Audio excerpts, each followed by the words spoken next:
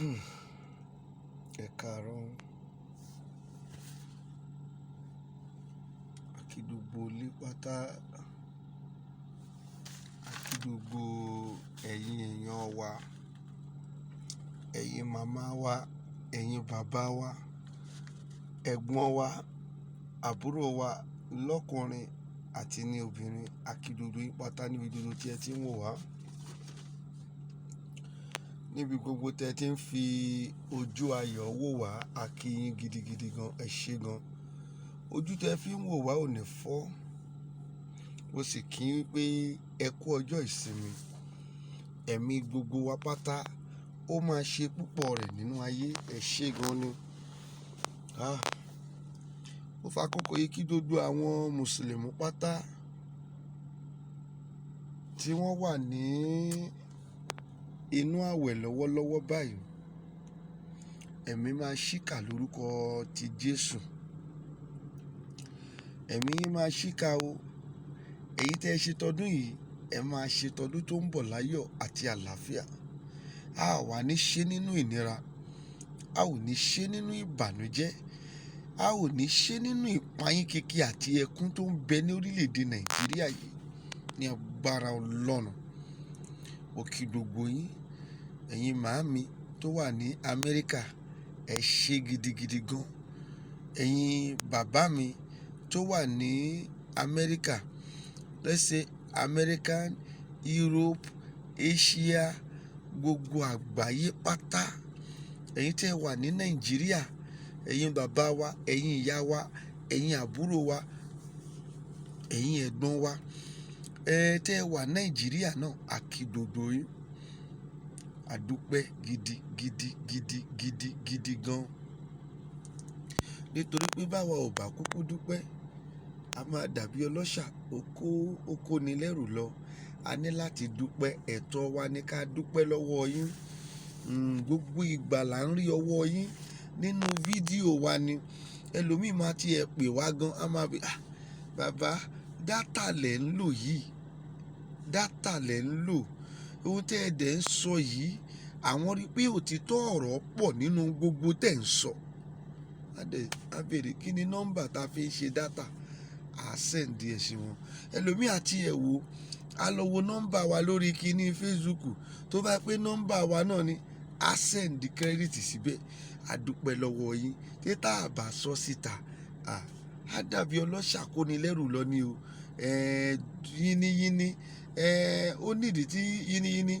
Ìdí tó ṣe ń rí bẹ́ẹ̀ ni wípé bí o bá yin ènìyàn, tó yìn lórí ohun tó ṣe, ó ṣeé ṣe kó tún padà ṣe jù bẹ́ẹ̀ lọ.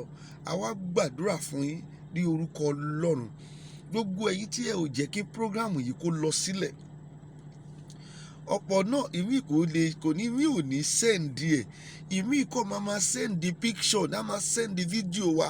Òun náà ṣe lára ẹ̀. Kì í ṣe gbogbo èèyàn ló lè ra kírẹ́dìtì. Kò ṣe gbogbo èèyàn ló lè send data. Kì í ṣe no. Àwa náà dẹ̀ ti a rí bẹ́ẹ̀. We have to be pacific. A ní láti wà straightforward with our thinking and whatever we are dropping here. Kì í ṣe gbogbo èèyàn ló lè ṣe. Bẹ́ẹ̀ náà la ò béèrè lọ́wọ́ ẹnikẹ́ni o. A ṣe fídíò yìí bóyá nítorí pé a fẹ́ fi gbowó lọ́wọ́ èèyàn. A ṣe bóyá nítorí pé a fẹ́ jẹ́ kéèyàn mọ̀ wá. A ṣe àwọn ohun tá à ń sọ yìí bóyá nítorí pé ebi ń pa wa o. Ṣùgbọ́n àwọn nínú oore kan, wọ́n máa wọ̀ pé àwọn ọmọ Yorùbá gidi, àwọn even ọmọ Yíbò gan ń gbọ́ ń gbà mí. A máa gbóhun tí Ọlọ́run ti ẹnu mi tó sọ jáde. A dẹ̀ máa sọ fún pé bàbá ṣé ìtútù kò sí wàhálà. A send ẹ̀ sí wọn, a send data. A dẹ̀ máa, òun náà la fi ń ṣe gbogbo tá à ń ṣe. Làgbà ẹlòmíì ò tiẹ̀ ní kó ń ṣe gbogbo èèyàn ló lè ṣe gẹ́gẹ́ bó tí mò ń sọ lọ lẹ́ǹkan. Ọ̀pọ̀ nínú yín ń share bẹ́ẹ̀ ṣe ń share yẹn náà gbogbo ibi tó ń dé náà.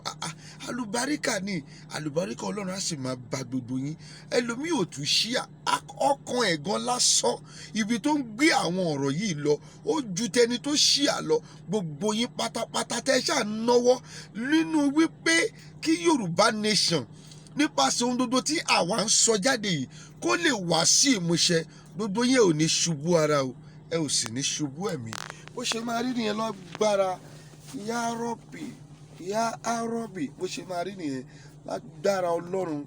Agbára kún fá àyàkó tó jẹ́ wí bẹ́ẹ̀ jẹ́ bẹ́ẹ̀ ní ti Ọlọ́run. A ò ní fi ẹkún, a ò ní fi sọ fúnra wa, a ò ní fi ìbànújẹ́, a ò ní fi sọ fúnra wa, a ò ní fi ìpayín kéke, a ò kò ní fi sọ fúnra wa. Ẹ ṣe gidigidi gan. Síbẹ̀síbẹ̀ mo dúpẹ́ lọ́wọ́ gbogbo ẹ̀yin sọ̀rọ̀sọ̀rọ̀ tí ó jẹ́ pé ní tòótọ́ àti ọkàn yín àti àyà yín àtohun gbogbo yín òun lẹ fi ń sọ̀pọ́tì Yorùbá nation yìí pé ó ní láti wá sí ìmúṣẹ, tí kì í ṣe pé nítorí owó àbí nítorí pé 419 kan lẹ ṣe ń ṣe. Ẹ jọ̀ọ́ mo dúpẹ́ gidigidi, ojú ò ní tì yín, ọkàn yín náà tó máa balẹ̀ lọ́wọ́. Mo dúpẹ́ gidigidi gan. Kí ni mo ṣe jáde? Obìnrin Yorùbá nídìí, obìnrin kòkò ń jẹ́ kúmólú. Mi ò jáde nípa ti ara o, ẹ̀yin náà mọ̀ mí dáadáa. Nípa ti ẹ̀mí lèmi ṣe ń jáde. Tó bá jẹ́ nípa ti ara ni kò ní lè dúró, ṣùgbọ́n nípa ti ẹ̀mí ni mo ṣe ń jáde. Olúwa rán mi jáde láti la ojú ọ̀pọ̀lọpọ̀ ènìyàn tí a ti dì pa. Olúwa rán mi jáde gbogbo àwọn ọ̀pọ̀lọpọ̀ ènìyàn tí a ti blindfold ojú wọn, àwọn tá a ti brainwash tó yẹ pé wọn ò tiẹ̀ dẹ̀ mọ ọwọ́ ọ̀tún mọ́ sí ọwọ́ òsì. Ọ̀pọ̀lọpọ̀ yín lolúwa ṣe rán mi jáde. Mo sì dúpẹ́ wípé púpọ̀ nínú yín lè ń rí pé tòótọ́ ni ohun tí Olúwa ń sọ láti ẹnu ìránṣẹ́ rẹ̀ tá à ń pè ní Baba Confirm JP. Yorùbá nídìí, obìnrin kì í jẹ́ kúmólú o. Ẹ̀yin màmá, ohun tí mo tún rí nìyí o lọ́sàn-án ni mo tún rí yìí o. Tolúwa dé, Olúwa bá gbá mi pẹ̀kẹ̀. Mo ní bàbá ẹ tútù dé. O mọ̀ wípé bí Olúwa bá ti rí ẹni tó lè máa rán níṣẹ́, níṣẹ́ lọ àwọn méjèèjì jọ máa dàbí ọ̀rẹ́ ni. Ìkọ́ tó ṣe rí wípé àwọn wòlíì gbani bí àwọn Èlíṣà, àwọn Èlíjà, àwọn Ẹsikáyà ìgbani ni mò ń sọ nípa rẹ̀. Àwọn Mósè ìgbani òun ni mò ń sọ nípa rẹ̀. Nóà ìgbani ni mò ń sọ nípa rẹ̀. Ábúráhámù ìgbani ni mò ń sọ nípa rẹ̀. Nítorí pé Olúwa rí wọn wípé ẹni tóun lè rán níṣẹ́ nìyí. Àwọn méjèèjì jọ wá di pé kò ṣe pé wọ́n dẹgbẹ́ náà tó bí lọ títí tó yẹn o, ṣùgbọ́n wọ́n jọ mọwọ́ ara wọn. Tolúwa bá dé, àwọn náà rí pé ìjì tó ń lọ lọ́ọ̀kan yìí Olúwa ló ń lọ o. Olúwa máa ń fi òye wọ́n gidigidi gan. Olúwa máa ń jẹ́ kó yé àwọn wípé àlóhùn lòun dúró tì wọ́n kí wọ́n tẹ́tí láti máa gbọ́. Olúwa ò bá ti rẹ́ni ránṣẹ́, a sì máa dùn ún. Kì í ṣe gbogbo wa ló lè ránṣẹ́. Ó ti rán àwọn kan níṣẹ́, nígbà tó rán wọn níṣẹ́ wọ́n padà betray. Èmi ti sọ, mi ò ní betray Ọlọ́run. Ohun tó rán mi náà mo máa sọ níta. Ó ti rán àwọn kan níṣẹ́, wọ́n padà bà gbogbo ẹ̀ jẹ́ ni. Wọ́n betray Ọlọ́run nítorí pé Ọlọ́run rán wọn níṣẹ́. Ohun tó rán mi nìyí o, sí gbogbo ẹ̀yin ọmọ Yorùbá pátá àti ẹ̀yin ọmọ Biafra, kẹ́ tẹ́tí kẹ́ gbọ́. Olúwa ní kí n sọ fún gbogbo ẹ̀yin ọmọ Yorùbá pé àkókò ti tó fún yín kí ẹ lọ fi ọwọ́ sowọ́pọ̀ pẹ̀lú Biafra. Ọmọ Yorùbá ẹ tẹ́tí kẹ́ gbọ́ o. Gbogbo ìgbà ni mo máa ń sọ wípé ìránṣẹ́ Ọlọ́run ni èmi. I am a prophet of God. I am a spiritualist. I run a spiritual church and I do spiritual work for people. Not only here in Nigeria, everywhere in abroad. I send spiritual work. I send it to everywhere. I have never seen a place that I have not sent work to in this world. So when you think this is I am here to no, I have been in this work for long. And people has known me for long. and they continue to know me through the grace of the Almighty. God told me, tell your people, listen to me, I am mediator between you and God. That is what we call prophet. Àfìgbà táwọn kan bẹ̀rẹ̀ sí ń da Ọlọ́run, nítòótọ́ bọ́lọ́run ṣe ṣe nìyẹn. We are the messenger. We carry message from God. We give it to his people. God cannot be close to everybody, but he will select some people that he will be close with, and he will be able to deliver his message through him or her to the world. Bó dẹ̀ ṣe rí náà nìyẹn nígbà yẹn fún gbogbo àwọn ìránṣẹ́ Ọlọ́run tó padà wá di èṣù yìí. Olúwa ń rán wọn, Olúwa ń súnmọ́ wọn, ó ń bá wọn sọ̀rọ̀, ṣùgbọ́n wọ́n padà di èṣù. Ọ̀rọ̀ wọn wá dàbí ọ̀rọ̀ Sọ́ọ̀lù. Ó wá ní ìgbẹ̀yìn ayé mi má jẹ́ kó dàbí ti Sọ́ọ̀lù o. Ìgbẹ̀yìn ayé mi má jẹ́ kó dàbí ti Sọ́ọ̀lù. Ó bẹ̀rẹ̀ lọ́dọ̀ Olúwa, ó parí rẹ̀ sọ́dọ̀ Sátánì.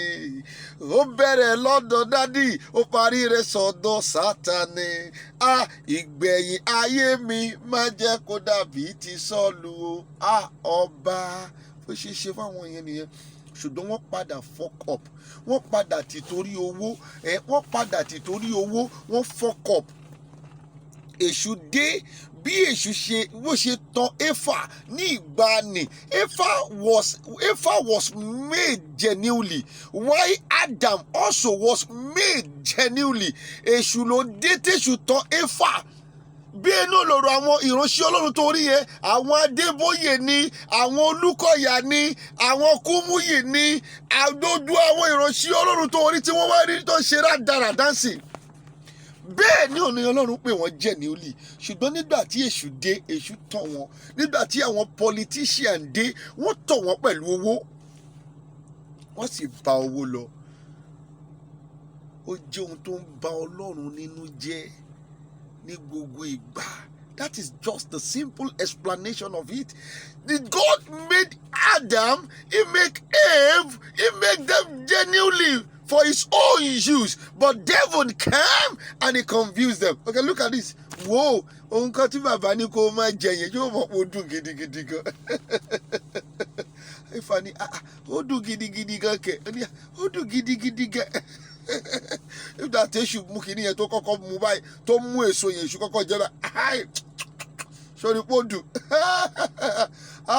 Òun náà ni jẹ́ kí n wo ó ṣe tán Éfà nìyẹn.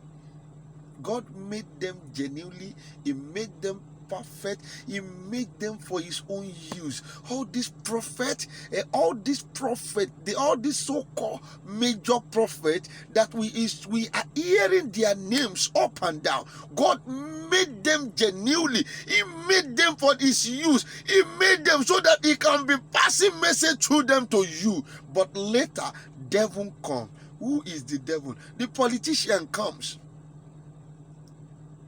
They comes and they came to come and meet them. They changed their orientation from God. They changed their knowledge from God. They changed everything concerning them from God. All because of money. All because of money. All because of wealth. All because of every good things in world. They can sọ fún ẹ tó bá jẹ́ ìránṣẹ́ Ọlọ́run tòótọ́ wàláì ó ní náà lépa àwọn tó dára nínú ayé yìí. Kété tó bá ti lépa àwọn ohun tó dára nínú ayé yìí, ó ti bẹ̀rẹ̀ sí rìnrìn àjò ìparun nìyẹn.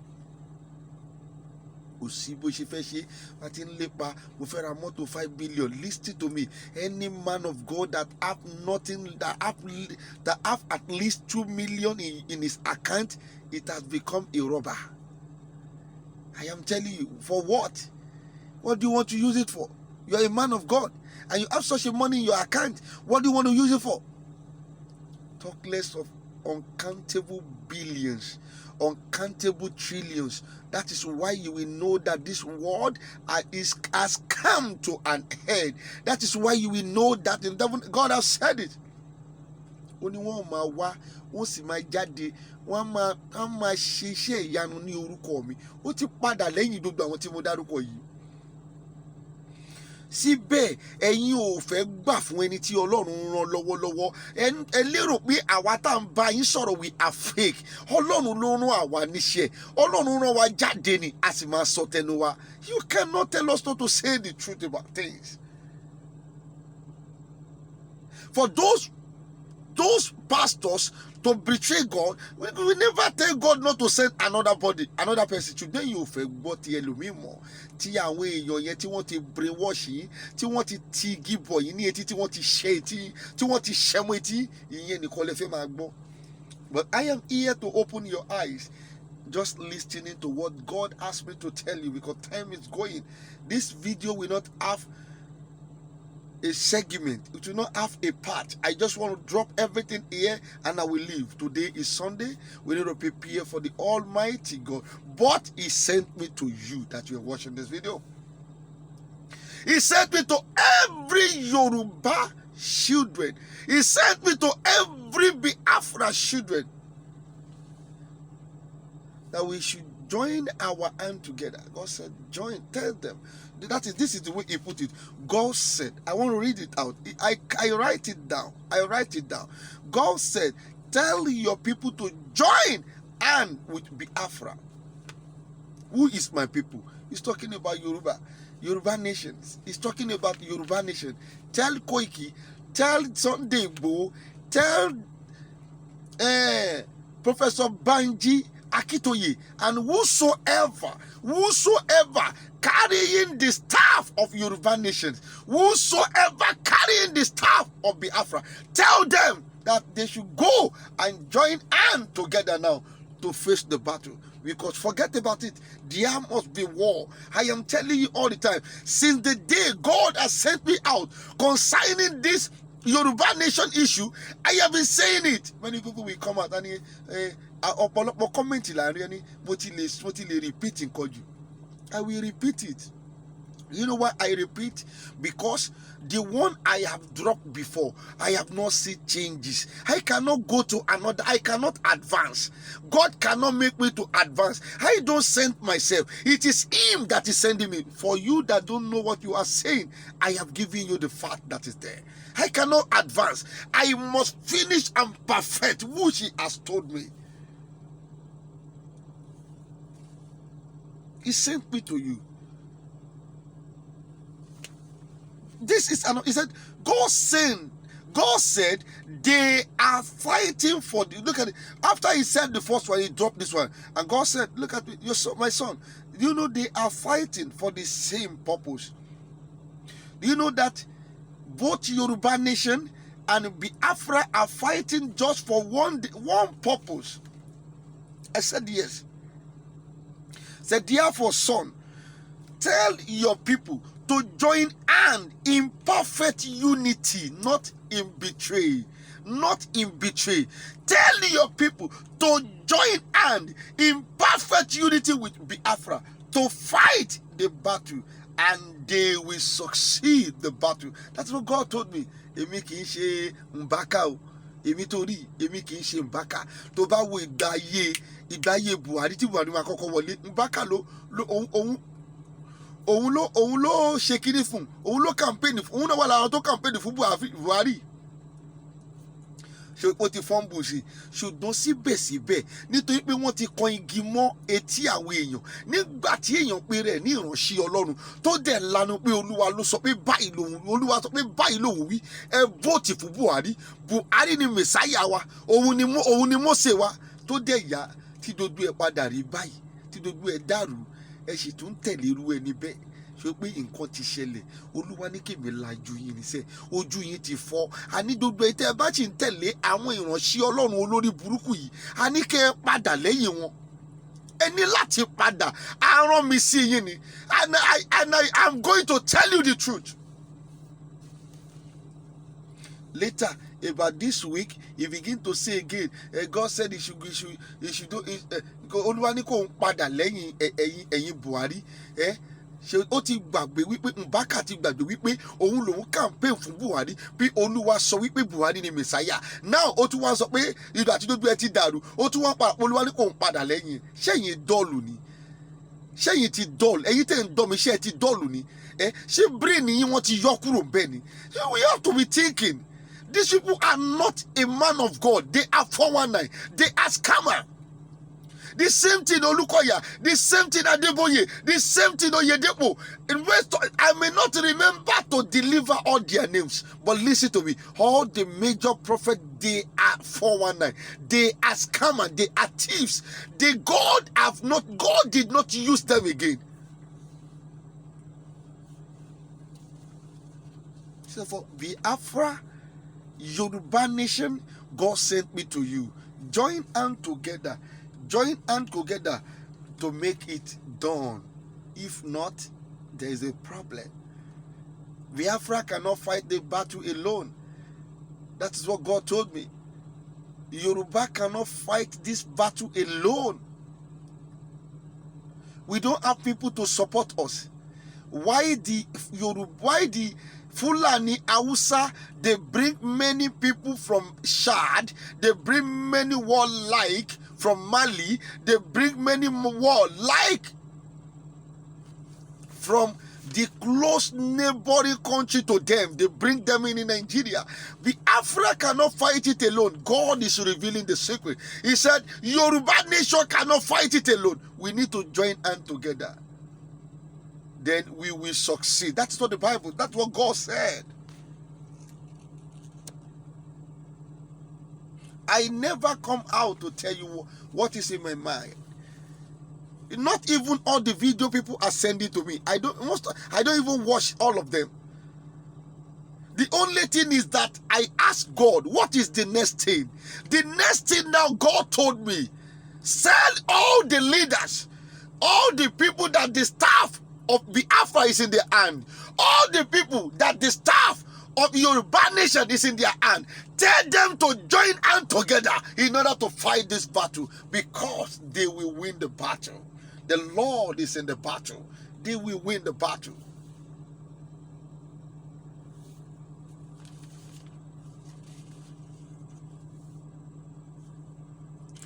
Listen to me.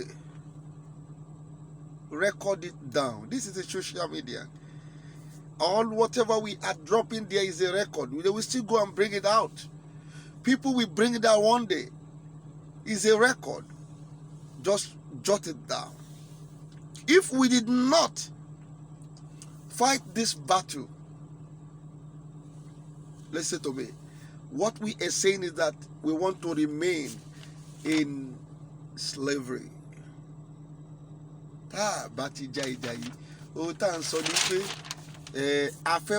Nínú slavery for life. I am telling you the truth.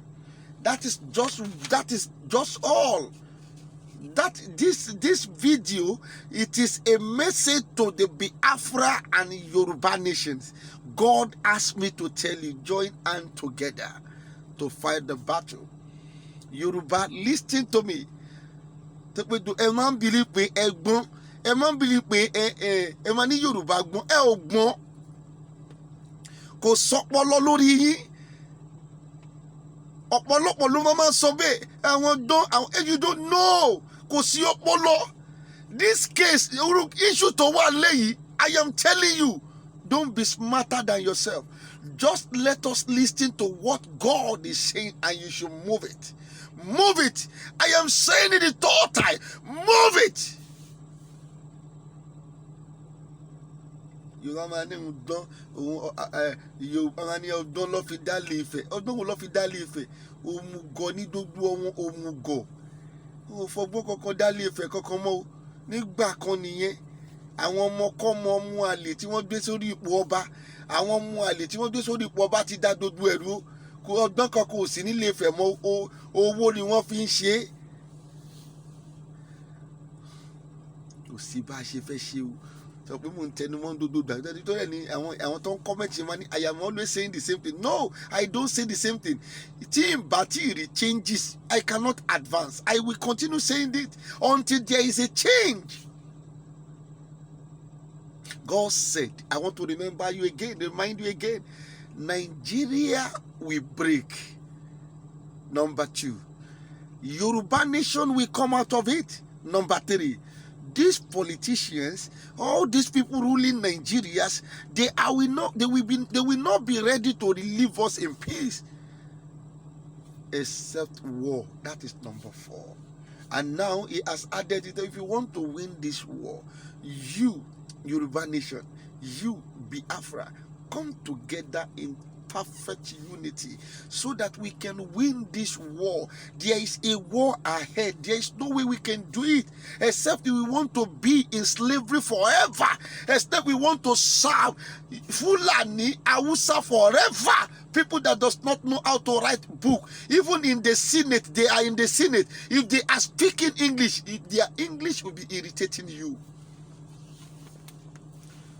In the House of Assembly, they were there. In the Senate, they were there. If they are speaking English, it will be irritating.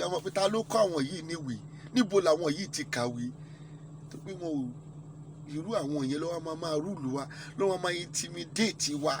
Olúwa ní kẹ́ ẹ lọ darapọ̀ pẹ̀lú àwọn Yíbò kíákíá Biafra, nítorí pé nǹkan tá a nílò gangan, tá a nílò ti yé yín, tá a nílò gangan ọwọ́ wọn ló wà. Yorùbá ò lè kó wọlé, ẹrù ti pọ̀ jù, ẹrù ti wà nínú yín, jẹ́dẹ̀ fẹ́ jagun, ẹ̀dẹ̀ fẹ́ dá òmìnira. Báwo lè ti fẹ́ dá òmìnira? Àní ẹ ò gbọ́n.